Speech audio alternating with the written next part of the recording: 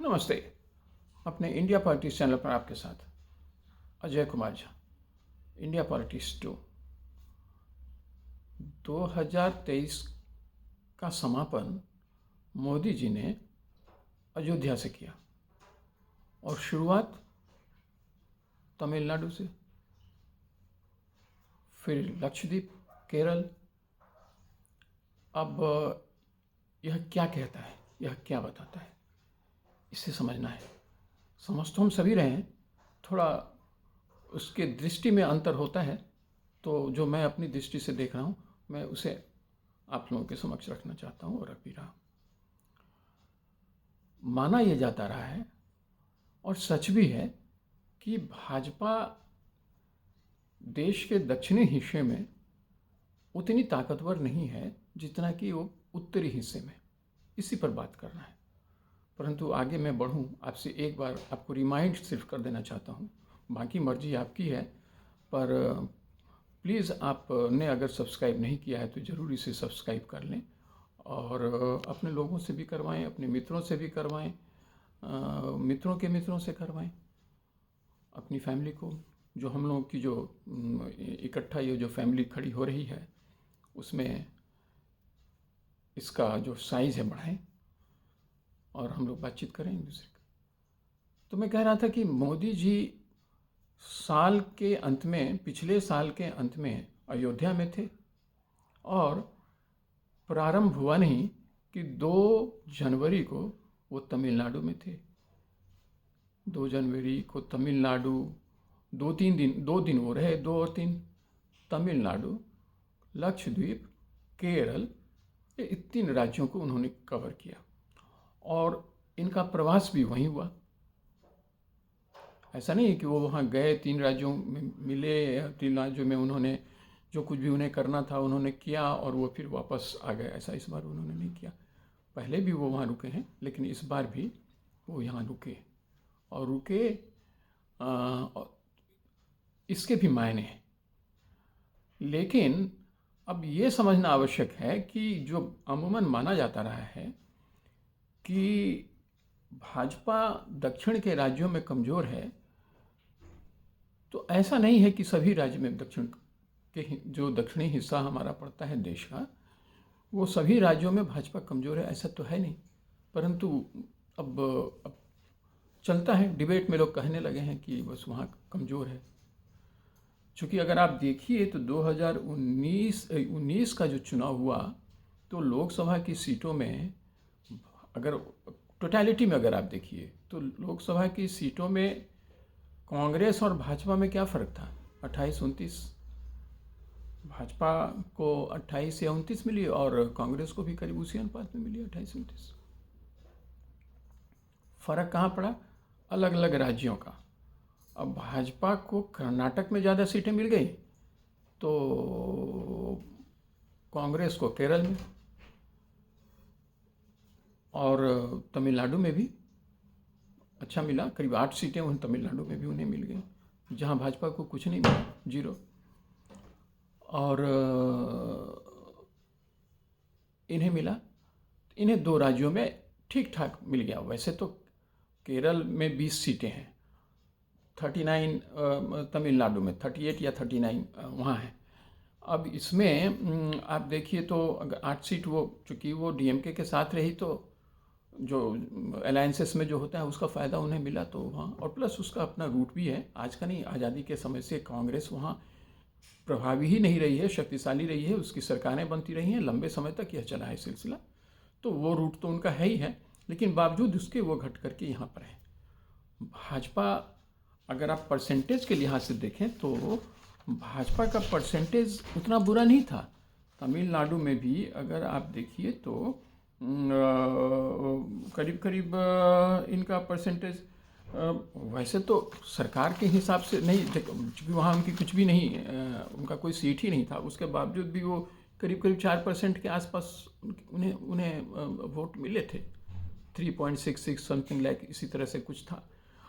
लेकिन वही कर्नाटक में इनके 51% से थोड़ा ज़्यादा ही इन्हें जो वोटिंग जो हुए उसके प्रतिशत उन्हें उस रूप में देखें तो उतने मिले।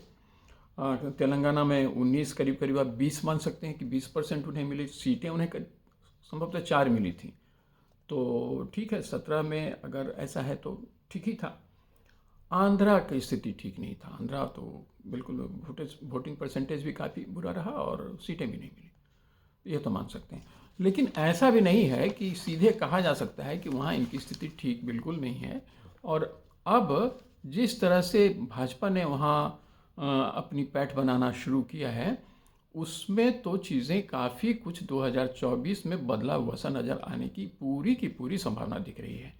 और इसके इंडिकेशंस भाजपा ने प्रारंभ से ही देने शुरू कर दिए थे। केरल तो ये लोग पिछले कई सालों से लगे हुए थे, भाजपा वाले लगे हुए हैं और अभी भी लगे हुए हैं। अब ये बात अलग है कि बहुत ज़्यादा उन्हें फिर भी सरकार बनाने की स्थिति तो बनती नहीं है, लेकिन परसेंटेज ऑफ वोट्स उनके बढ़ने शुरू हुए। करीब 12-13% उन्हें अगर वोट आ रहे हैं तो कोई कम नहीं है। अब लेकिन हाँ, जितने समय से ये लगे हैं उस हिसाब से परसेंटेज ऑफ वोट्स अभी भी इन्हें कम मिल रहे हैं। कांग्रेस और सीपीआई, सीपीआईएम, इन सबों का जो मिला जुला जो वहाँ पर स्वरूप है, वो उससे ये पछाड़ खा जाते हैं, ये स्थिति है। लेकिन 2024 में चीज़ें संभवतः बदलेंगी। वह इसलिए बदलेंगी कि पहली बात कि ये लोकसभा का चुनाव है। लोकसभा का चुनाव की ही हम चर्चा कर रहे हैं। पहले भी हम जो परसेंटेज वगैरह और सीट्स की बात की इसी संदर्भ में मैंने भी किया है अभी भी। लेकिन अभी जब हम 2024 को देखते हैं तो इसमें तमिलनाडु एक इम्पॉर्टेंट फैक्टर के रूप में, कर्नाटक तो रहेगा ही रहेगा, इसमें कोई शक नहीं। भले ही इनकी सरकार असेंबली में इनकी सरकार नहीं बन पाई, उसमें थोड़ी इनकी भी गलतियां थी। संभवतः ये समझ नहीं पाए कि वहाँ हैंडलिंग किस तरीके से हो। वैसे तो वहाँ सारी स्ट्रेटेजी उन्होंने लगाया ही, लेकिन कहीं ना कहीं कुछ बेसिक मिस्टेक्स इनसे हुए कि इनकी सरकार जमी जमाई सरकार वहाँ से चली गई। लेकिन इसका अर्थ यह भी नहीं है कि इस वजह से 2024 में इन्हें लोकसभा में सीटें नहीं मिलेंगी, क्योंकि जब लोकसभा का चुनाव होना है तो प्रधानमंत्री का चुनाव होना है, और प्रधानमंत्री का चुनाव होना है तो आज की तारीख में किसी भी बच्चे से भी अगर पूरे देश में कहीं भी पूछ लीजिए तो किसका नाम उभर करके आता है। वो भले ही उसे वोट दे, वो व्यक्ति न दे, बिल्कुल नोटा में चला जाए या नोटा भी नहीं जाए, वो बिल्कुल अलग थलग हो जाए, तो नाम तो एक ही आता है, मोदी जी का। यह सच्चाई है, भले ही लोगों को ठीक नहीं लगे, पर यह सच्चाई है। हाँ, दूसरे नामों की संख्या में फिर लोग अब राहुल जी की भी काफ़ी नाम लेंगे। मूलतः तो राहुल जी का ही नाम आएगा उसके बाद, और ऐसा हुआ भी है। कई ऐसे पोलिंग जो लोगों ने किए हैं, सर्वे किए हैं, उसमें अब ऑफ कोर्स वो उनका जो रेटिंग है काफ़ी नीचे है मोदी जी की तुलना में। लेकिन अगर सेकंड कोई नाम अगर पूछता है, कोई जानना समझना चाहता है एक दूसरे से, तो राहुल जी की ही चर्चा होती है, लेकिन वो भी काफ़ी पीछे हैं। तो मूलतः सभी लोग मोदी जी की ही चर्चा करते हैं। तो ये तो सबको पता है ना कि जब लोकसभा का चुनाव होगा तो कहीं भी, चाहे वो तमिलनाडु में हो या जम्मू कश्मीर में हो या फिर हिमाचल में हो, कहीं भी हो, जहाँ इनकी सरकारें नहीं हैं वहाँ भी, जहाँ इनकी सरकारें हैं वहाँ भी, आज स्थिति ये है मोदी जी की कि लोगों का ध्यान सीधे उन्हीं पर जाएगा। किसी को उनके विचारों से सामंजस्य नहीं हो सकता। और ऐसी संख्या में जो लोग हैं उनकी भी कोई कमी नहीं है। ऑफ कोर्स करीब करीब 15 ऐसे राज्य हैं जहाँ 50% से ज़्यादा भाजपा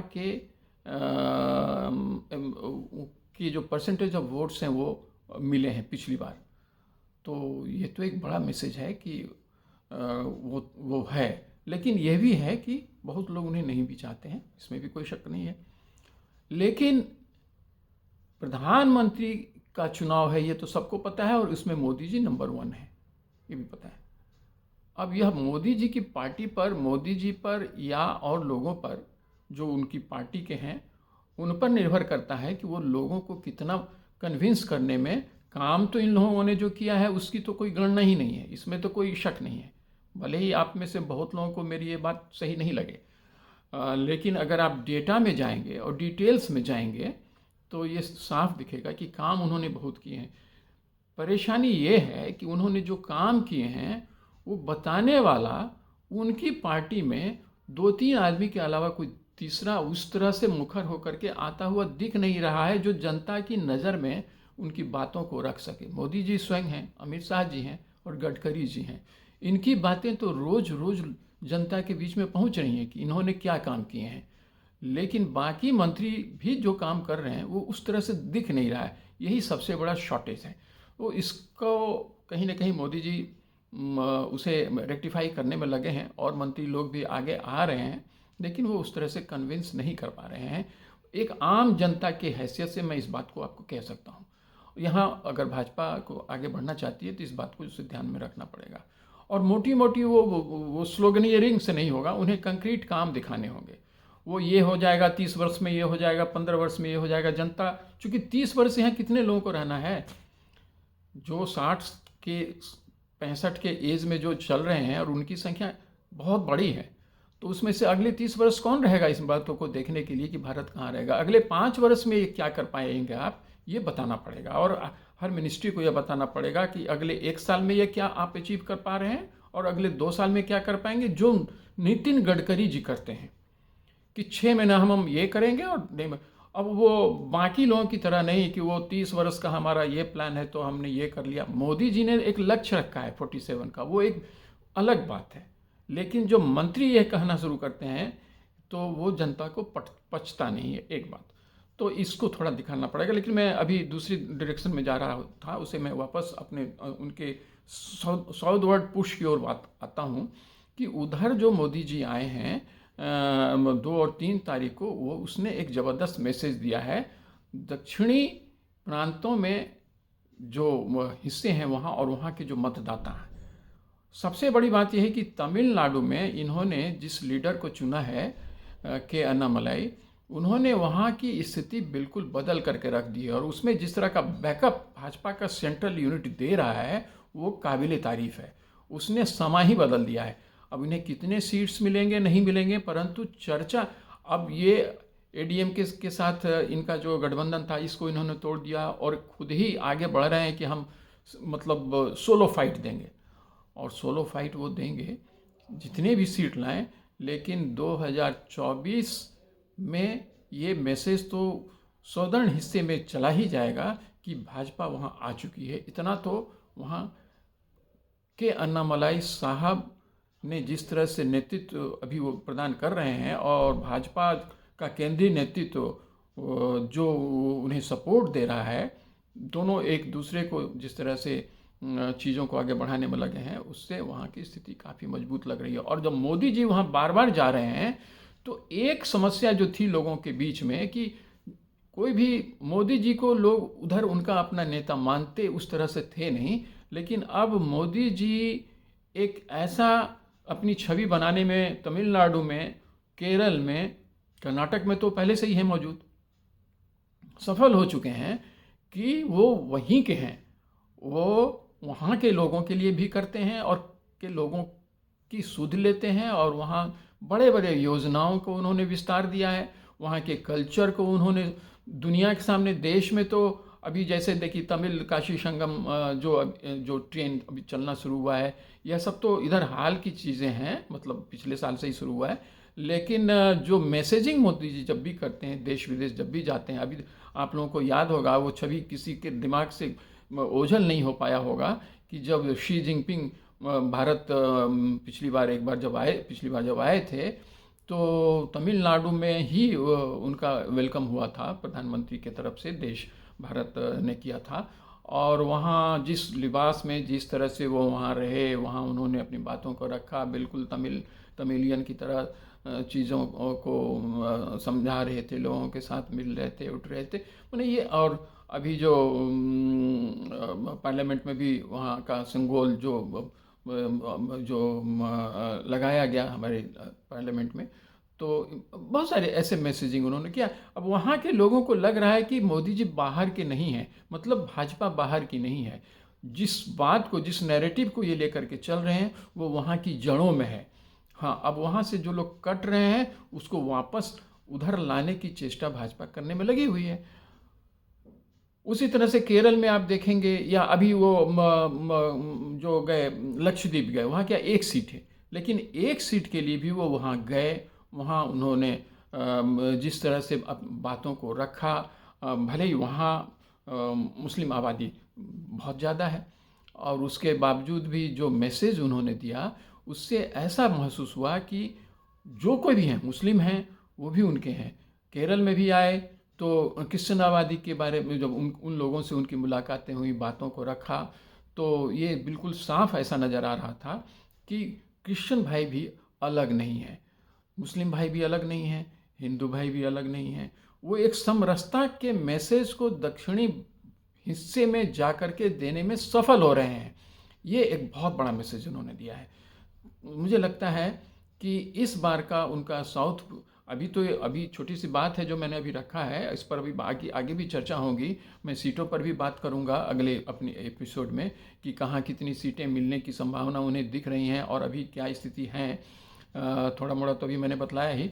मुझे लग रहा है कि नॉर्दर्न हिस्से में जिस तरह से वो आगे बढ़ रहे हैं और उसमें अगर कुछ भी, अभी कुल मिलाकर के 28-29 सीटें इन्हें यहाँ मिली हैं पिछली बार, अगर उसे ये डबल भी कम से कम कर पाए, मुझे लगता है कि डबल से इनका ज़्यादा का इनका अपना गंतव्य है। अगर उसमें ये सफल हो जाते हैं तो पैन इंडिया प्रेजेंस जो था लेकिन दिख नहीं रहा था, वो दिखना भी शुरू हो जाएगा और उसके लॉन्ग टर्म इम्पैक्ट पड़ने भी शुरू हो जाएंगे। और ये एक बहुत बड़ा चैलेंज होगा INDIA खेमा के लिए। INDIA खेमा में जो रीजनल पार्टियां हैं वो तो साथ चल ही रही हैं, उनके अपने जो इंट्रिकेसीज हैं या अपने जो कंट्राडिक्शंस है वो उभर करके आ रहे हैं, उससे उनकी अपनी परेशानियां बढ़ी हैं। और इधर मोदी जी अगर अपनी को कंसोलिडेट कर लेते हैं उस एरिया में, तो ये बहुत बड़ा चैलेंज एक बार फिर से वो देंगे और 2024 के इलेक्शन में अच्छा फाइट होगा जो देखने को मिलेगा। एक बार फिर से आग्रह है आपको कि आप please subscribe my channel, like my channel and share my channel. इस पर हम आगे भी बात करते रहेंगे। Thank you. जय हिंद।